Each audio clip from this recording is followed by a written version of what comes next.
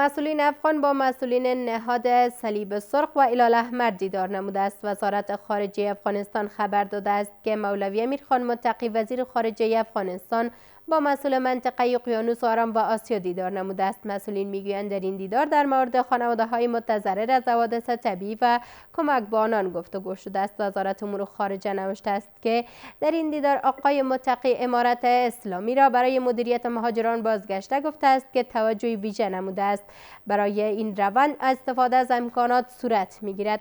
برای بحث بیشتر در این رابطه آقای دکتر محمد زلمی افغانیار بوپل با ما وصل هستند. سلام بر شما افغانیار صاحب، خوش آمدین.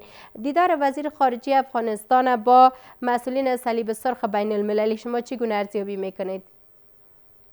بسم الله النور الذی یدبر الامور. احترامات خدمت شما و از همین طریق اسلام میکنم داشته باشم به خدمت ملت افغانستان، هموطنای عزیز ما و شما در هر گوشه از جهان هستی که هستن. امیدوار هستم آرام و صحتمند باشند در کمال آرامش روحی و روانی. از حادثه لرزند به خود کاخ نشینان، ما خانه بدوشان غم سیلاب نداریم. ای که وزیر خارجه افغانستان همراه مسئولین صلیب سرخ دیدار کرده میتونه گام مثبت باشه. بله. اما برگردیم ببینیم که هدف از ایجاد صلیب سرخ چی بوده و باید چگونه برنامه‌های مطرح بحث داشته باشه.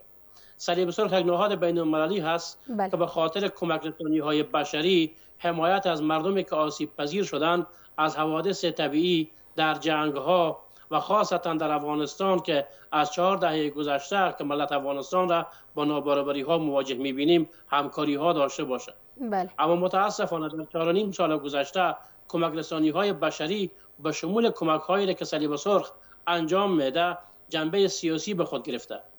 ای که همراه وزیر خارجه اسلامی افغانستان دیدار کرده میشه که گام‌های مثبت و ارزنده مدیریت شود. صلیب سرخ دهه‌ها میشه که در افغانستان فعالیت میکنه، خاصتا در بخش‌های صحی و کمک رسانی‌ها بر کسایی که معیوب شدن از جنگ‌ها و کسایی که از سیلاب‌ها و حوادث طبیعی متضرر شدند. اما کمرنگ بودن کمک‌هایشان جای سوال داشته. این که رئیسش به کابل آمده و همراه وزیر خارجه صحبت داشته، طبعا که موضوعاتی در روزهای آینده نشر میشه که به کدام توافقات رسیدن. بله. افغانیار صاحب، در این دیدار وزیر خارجه گفته که بازگشت مهاجران افغان درست مدیریت شده. یعنی به چه معنا؟ مدیریت دو موضوع هست. یک مدیریت از طرف حکومت هست که حکومت در مرزها آمده برای مهاجرین سهولت‌ها را ایجاد کرده و از طریق همکاری‌های تجار و مردم افغانستان مهاجرین تانستن به مرکز و از مرکز به ولایتشان برند. اما این که کمک رسانی‌ها به کدام حد رسیده ما می‌بینیم که کمک رسانی‌ها به او اندازه نشده. همین صلیب سرخ مکلفیت داره که همراه ایرانی‌ها و پاکستانی‌ها صحبت بکنن که مهاجرین افغانستان را در فصل سرمای زمستان او خارج نسازند. آیا صلیب سرخ این وظیفه خود انجام میده یا در راستای تداوی و صحتمند شدن مردمی که از کشورهای دیگه به افغانستان میآیند خدمات صحی را برشان آماده می‌سازه؟ طبعا که کمک‌هایشان کمرنگ است. بله. افغانیار صاحب، آیا این نهاد بین المللی در برابر آسیب دیدگان از حوادث طبیعی مسئولیت که داشته صادقانه انجام داده؟ ما اول برنامه هم گفتیم در 4.5 سال گذشته هیچگاه صادقانه در قبال ملت افغانستان او خدمات رسانی ها را ارائه نکردند. بله. کوشش کردند که همراه با کشورهای منطقه و فرامنطقوی خاصتا ابرقدرت ها موضوع کمک رسانی های بشری خود او سیستم سیاسی بسازند که متاسفانه تا حال هم ادامه دارد. بله. افغانیار صاحب، شما هم یادآوری کردینی که کمک های بشر دوستانه همیشه پیوند سیاسی میگیره. دلیلش چی بوده میتونه؟ در تقابل سیاسی عدم تعریف منافع مطرح بحث است. کشورهای ابرقدرتی که به جهان یکتازی میکنند نهادهای کمک رسان بین المللی را، سازمان ملل را هم او زیر کنترل دارند. بله. به نحوی که حتی برخون اخطار میدن که او را به طرف تجزیه و یا کوچک شدن روان میکنند. پس طبعا این کمک ها بدون حمایت از او نمیتونن برنامه های مدیریتی با خاطر کمک رسانی های بشری داشته باشند. پس این شکل هست که او نمیتونن به صورت واقعی بر ملت افغانستان کمک داشته باشند و یا مشکلات مهاجرین افغانستان را حل بسازند. چرا که ابرقدرت ها میخوان تقابل ها مدیریت شود و افغانستان حکومت هایش نه تنها حکومت قوی باشه و حکومت قوی وقتی که باشه طبعا خواسته های غیر مشروع کشورهای منطقه و فرامنطقوی را قبول نمیکنه. پس به هدف ای که ایجاد فاصله ها مطرح بحث یا من ملت و حاکمیت شود، این سازمان ها کوشش میکنند که همنوایی خود با استخبارات و کشورهای ابرقدرت داشته باشند به خاطر تضعیف حکومت‌ها و ملت‌ها. بله، پس مسئولیت نهادهای بین المللی در ارسال کمک‌های بشری چی است به افغانستان؟ ببینین، وقتی که ما میگیم مسئولیت نهادهای بین المللی، آیا مسئولیت خود در قبال مردم افغانستان انجام دادن؟ وقتی که موضوع مهاجرت یک موضوع بین المللی هست، آیا همین صلیب سرخ که در جنگ ها حضور داره، خدمات صحی ارائه میکنه، امکانات تداویر مساعد میسازه، همکاری های اکمال دوایی مطرح بحث داره، با افغانستان داشته؟ طبعا که چنین نبوده، بسیار بسیار کمرنگ بوده. و اگر کمرنگ نبوده باید که بحران مهاجرت مدیریت میشد. فصل سرما هست، همین لحظه هزارها هموطن ما و شما اخراج شدن. آیا امکانات صحی و موضوعات ارتزاقی، کمک‌های اقتصادی همراهشان شده؟ پس وقتی که بشریت میگین، باید موضوع بشریت از پالیسی‌های حکومتداری ها جدا باشه.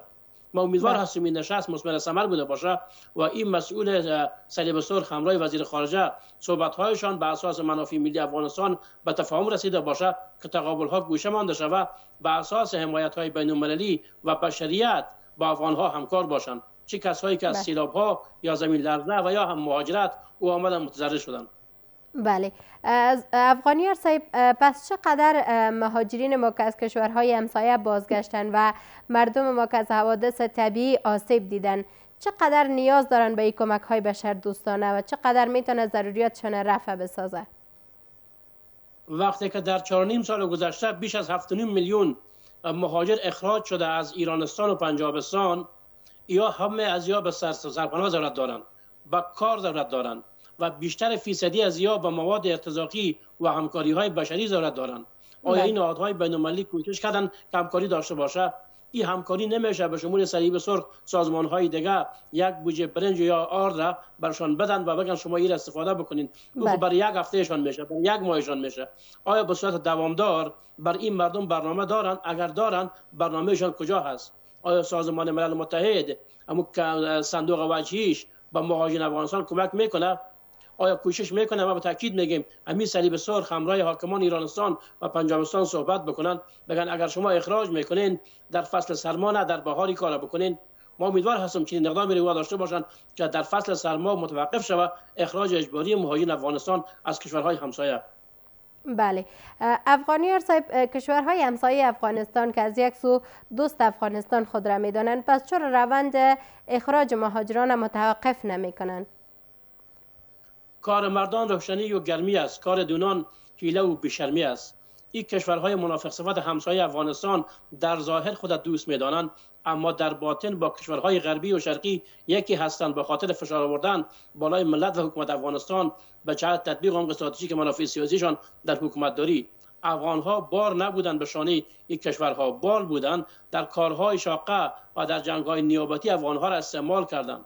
امروز که در افغانستان حکومت فعلی افغانستان تطبیق برنامه‌های استخباراتیشان قبول نمی‌کنند، به خاطر ایجاد تقابل مهاجرین را اخراج می‌کنند. حتی مهاجرینی که ده ها سال در اون کشورها زندگی آرامی داشتند، کاروبار داشتند، خانه خریده بودند، موتر خریده بودند، اما زمان که او را از مرزها اخراج می‌کنند، همو وجه پیسه‌شان هم برشان نمیدن و حتی خانه‌هایی را که او گرو کرده بودند او را هم برشان نمیدن. در محابس توهین و تحقیر می‌کنند، در آخر هم به افغانستان روان می‌کنند. امروز همون نابرابری ها را بود که افغانستان اعمال کردن که دعای مظلومیت ملت افغانستان گرفته که می‌بینیم که در ایران چه گپ است و در پاکستان چگونه هست. مهاجرین به هر شکل به وطنشان میآیند، اما نهادهای بین المللی موضوعات سیاسی را گوشه بگذارند، کمک رسانی‌های بشری را بر محور بشریت به افغانستان داشته باشند، خاصتا صلیب سرخ. افغانیار صاحب، افغانستان چقدر نیازمند مهاجرین افغان است و که خصوصا کادرهای مسلکی که از افغانستان بیرون هستند و فعلا مهاجر هستند، چقدر افغانستان به آنها نیاز داره؟ تمام کشورها به کادرهای مسلکی ضرورت داره. بله. یک کادرها از بیرون رفتن و این هم ما بیاد داشته باشیم زمانی که 7.5 میلیون مهاجر به افغانستان آمدن، این 7.5 میلیون انسان به میلیون ها نفر داخل از یا کسایی هست که متعهد و متخصص مسلکی هستند در تمام بخش ها. چرا بیشتر از یا به ده ها سال در این کشورها مقیم بودند، در کارخانه ها و شرکت هایشان، در اکثر سازی ها، در شاروالی ها، در بخش های دیگر کار کردند، تخصص مسلکی یاد گرفتند. ما امیدوار هستیم حکومت افغانستان برنامه داشته باشه، وزارت عدالت مهاجرین، وزارت اقتصاد، وزارت تجارت افغانستان که یا شناسایی بکنه و از یا استفاده بکنه. اگر ده ها هزار کادر از افغانستان خارج شدن به کشورهای منطقه و فرامنطقوی رفتن، به میلیون ها نفر که داخل آمده، به صدها هزار یا به میلیون ها نفر در این موضوعات و کادر هستند که میشه به وطن کار بکنن و این وطن از انزوا برای به بازوی توانای مردم افغانستان و در پهلوی تجار افغانستان مکلفیت داره. ما و شما به عنوان شهروند مکلفیت دارین که برادر و خواهر ما وقتی که به عنوان مهاجر به وطن عودت میکنه سرپناه نداره، ما کوشش نکنیم که کرایه خانه را بالایشان اضافه بکنیم و او را ناآرام بسازیم. و اگر به کار ضرورت داره، به جای از این که ما کارمند خارجی داشته باشیم، کارمندهای افغان داشته باشین. اگر بردگاه 10,000 معاش میدین، کوشش نکنین که از مظلومیت از یا استفاده بکنین، بر از یا کمتر بدین. ما افغان ها وقتی که در پهلوی هم قرار بگیرین، حکومت هم طرح و برنامه داشته باشه، طبعا که موضوع مهاجرت به یک فشار تبدیل نه به یک روند عادی مبدل میشه. همون شکلی که من گفتم در 4.5 سال گذشته 7.5 میلیون مهاجر از این کشورها به افغانستان و دوباره واپس شدن. پس طبعا این کشورهای همسایه موضوع مهاجرت که موضوع بین المللی است، این سیاسی ساختن. پس در این سیاسی سازی به شمول صلیب سرخ نهادهای بین المللی هم او شریک هستند و اگر نمی بودند برای کشورها می گفتند که به افغانها در 4 دهه بر شما تهدید نبود، چگونه است که در چند سال گذشته تهدید شده؟ و اگر تهدید هست، تجار افغانستان هم شما بکشین. چرا در این 7.5 میلیون افغان را که شما اخراج کردین، یک تاجر هم مابینش نیست که مطبوعات گفته باشه فلان تاجر افغانستان با $1 میلیون را شما اخراج کردین؟ پس طبعا ایجاد تقابل ها هدف نهایی کشورهاست از اخراج مهاجرین و صلیب سرخ مکلفیت خود انجام نداده. اگر انجام میداد، ما امروز شاهد نمی بودیم که در این فصل سرمای زمستان باز هم افغان ها سیری مهاجرت بخورند و اخراج شوند، او هم به زور. بله. افغانیار صاحب، پس اکنون روند کمک به آسیب دیدگان و مهاجرین از سوی کمک های بشر دوستانه یا هم بین المللی چگونه باید یک روند باشه؟ این روند یک روند شفاف باید باشه. بله. این بی معنا نیست که شما به افغانستان کمک میکنید میلیون ها دلار، این میلیون ها دلار خرج کرایه اتاقتان شوه، موترهای زریحی شوه و یا معاش های دلاری بر کارمندایتان شوه. به صورت عموم اگر مثال میگیم $1 میلیون به افغانستان او بیان کمک رسانی داشته باشند، $800,000 از او مصارف خودشان میشه. بله. این نهادها وقتی کمک رسانی ها بشری هست، کمک رسانی های خود باید شفاف و ارائه بکنند، هم بر حکومت افغانستان پاسخگو باشند و هم به نهادهای بین المللی. و از طرفی اگر او میگن که حکومت افغانستان مداخله در امور ما می داشته باشه، همواره شفاف از طریق همون مطبوعات خود و از طریق رسانه‌هایی که با او همکار است به جهان نشان بده که بله امروز صلیب سرخ در افغانستان برنامه‌های خوب داره، به نحوی که پوشش‌های که برای بخش صحت افغانستان داشته او را کمرنگ ساخته. صلیب سرخ مکلفیت داره در کشورهایی که او فعالیت میکنن همکاری‌های خود داشته باشه. ما به تاکید میگیم همکاری‌ها بشری باشه، نه سیاسی. بله. همچنان افغانیار صاحب، اکنون روند کمک های بشر دوستانه از سوی اداره های بین المللی مدیریت میشه. اگر همین پروسه به امارت اسلامی سپرده شود، چقدر میتونه به افغانستان مفید واقع شود و به مردم افغانستان؟ ما به کرات در 4.5 سال گذشته گفتیم وقتی که در قبال کمک رسانی های بشری به هر شهروند افغانستان میگن که $4 کمک های بین المللی به حاکمان ایرانستان و پنجابستان صورت میگیره. یک فامیل که 10 نفر باشه $40 میشه. خرج زندگیشان به صورت روزوار میگذره، اما او افغانستان حکومتش مداخله نداره. این نهادهای بین المللی برای کشورها میدن. افغانها در اون کشورها نی صحتشان، نی تحصیلشان و نی هم همون مواد ارتزاقی برشان داده میشه.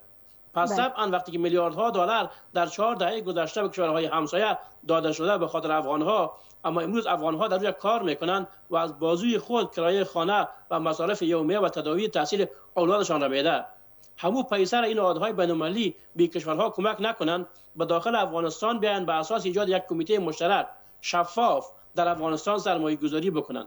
اگر به افغانها میدن به اکانت مشخص به صورت ماهوار بدن، یک زمانی را مشخص بسازن تا این مردم بتونن زمینه سهولت‌ها برای ایجاد خانه، همون شکلی که وزارت کار امور اجتماعی و در پهلوی شهادت مهاجرین شرک‌ها در افغانستان ایجاد کرده، او بتونن ساخت و ساز بکنن. صلیب سرخ میتونه پیام ای را به جهان برسانه. وقتی که به صدها هزار خانه و زمینش از طرف حکومت افغانستان داده شده، طبعا او به ساخت و ساز ضرورت داره. این را بیان شفاف مدیریت بکنن. و اگر هزارها تن مواد ارتزاقی خریداری میشه، این مواد ارتزاقی و مستحقینش برسه با مدیریت افغانستان، چرا که تامین امنیت مسئولین این نهادها مکلفیت حکومت فعلی افغانستان هست و از طریق همین بانک‌های داخلی هست که مدیریت میشه. اگر همکاری‌های با حکومت نداشته باشند، طبعا این کمک رسانی‌ها مسدود و یا هم محدود میشه. بله. افغانیار صاحب، پس مهاجرینی که بازگشتن و افغان‌هایی که از حوادث طبیعی آسیب دیدن، چگونه صدای خود به بین الملل یا هم به جهان برسانند که ما به کمک‌های بشردوستانه نیاز داریم که رنگ سیاسی داده نشه؟ جهان در قبال ملت افغانستان همیشه نابرابری‌ها را اعمال کرده. تلفن به جیب هر شهروند یک رسانه هست. نهادهای بین‌المللی اوضاع ثانیه‌وار افغانستان را تجزیه و تحلیل میکنند. میفهمند که ملت افغانستان با کمک رسانی‌های بشری ضرورت داره. اما همین جهان به افغانستان آمد، 2.3 تریلیون دلار پیسه مصرف کرد، افغانستان را ویران میکردن، دوباره ساخته میشد، چپه میشد، باز دوباره ساخته میشد. اما با رفتن جمهوریت و آمدن امارات اسلامی در حاکمیت 19 میلیون فقیر داشتیم. با زمانی که میلیاردها دلار بود و فقر در افغانستان کنترل نکردند و هدفشان نبود. در 4.5 سال گذشته که تطبیق عمق استراتژیک منافع سیاسی در حکومتداری نمیشه، اعضای کابینه ولسوال والی به اساس خواسته های کشورهای منطقه و فرامنطقوی نمیشه، شما احساس میکنید که این نهادها کمک رسانی‌های بشری خود شفاف میسازند و سیاست خود متغیر میسازند. چنین نیست. ما باید اتکا و بازی خود داشته باشیم. همون شکل کانال قشتپه مدیریت شد، ایرمند و حریرود مدیریت شد و حال به اساس هدایت شیخ صاحب آبهای کنر مدیریت میشه. بیان به میلیون ها هکتار زمین که در افغانستان لمیزه است او را زراعتی بسازین. از کادرهایی که تحت نام مهاجری که 7.5 میلیون نفر اخراج شده به افغانستان آمده، اینا را پیدا بکنین، در بدنه حکومتداری با خود داشته باشیم، در وزارت زراعت و مالداری، در تجارت، در صنعت، در اقتصاد، تا از تجربیاتشان استفاده بکنین، به طرف خودکفایی برین. چگونه است که 5 دهه قبل در افغانستان فقر نبود، با وصف کی چیز نبود، اما در 4 دهه گذشته ملت افغانستان را نامش فقیر ماندن و دست مردم ما به پیش خارجی ها دراز بوده. اما به تریلیون ها دلار ما منابع طبیعی داریم. این منابع طبیعی باید استخراج شود و بیت المال سپرده شود و از طریق از او ما بتوانیم خودکفایی های اقتصادی را داشته باشیم. چرا این حکومت مکلفیتش است که با ما اساس با ملت خود همکاری داشته باشه. نهادهای بین‌المللی سیاست دارند، پالیسیشان تطبیق عمق استراتژیک منافع سیاسی ابرقدرت‌ها در حکومتداری هست. کمک رسانی‌های بشریشان طبعا که باز هم سیاسی است که ما فی سابق. بله. افغانیار صاحب، پس در افغانستان کدام فرصت ها، کدام زمینه ها برای مهاجرین بازگشته و مردم که از حوادث طبیعی آسیب دیدن، کدام امکانات فراهم شده، کدام زمینه، کدام امکانات برشان فعلا مساعد است؟ ما از طریق مطبوعات میشنویم که وزارت کار و امور اجتماعی و در پهلویش عودت مهاجرین برنامه داره، وزارت اقتصاد و تجارت هم. بله. گفتن کسایی که به عنوان سرمایه‌گذار به افغانستان میآید، معافیت‌های مالیاتی در شرکت‌ها برشان زمین و خانه داده میشه. چندین شهرک در چند زون افغانستان ایجاد شده بر مهاجرین. حکومت تلاش خودم میکنه، اما این را ما باید داشته باشیم که با فشارهای محتمل شده اقتصادی و سیاسی مواجه است. از یک طرف فقر روزافزونی را که خارجی ها تحمیل کردن و از طرف دیگه میلیون ها مهاجر را که به افغانستان روان میکنن. هدف این هست که نابرابری ها را دامن بزنن. حکومت با ملت با هم میتونن که افغانستان ما بسازیم.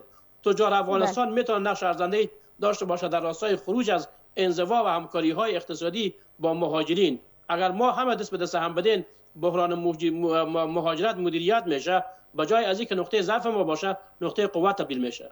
بله.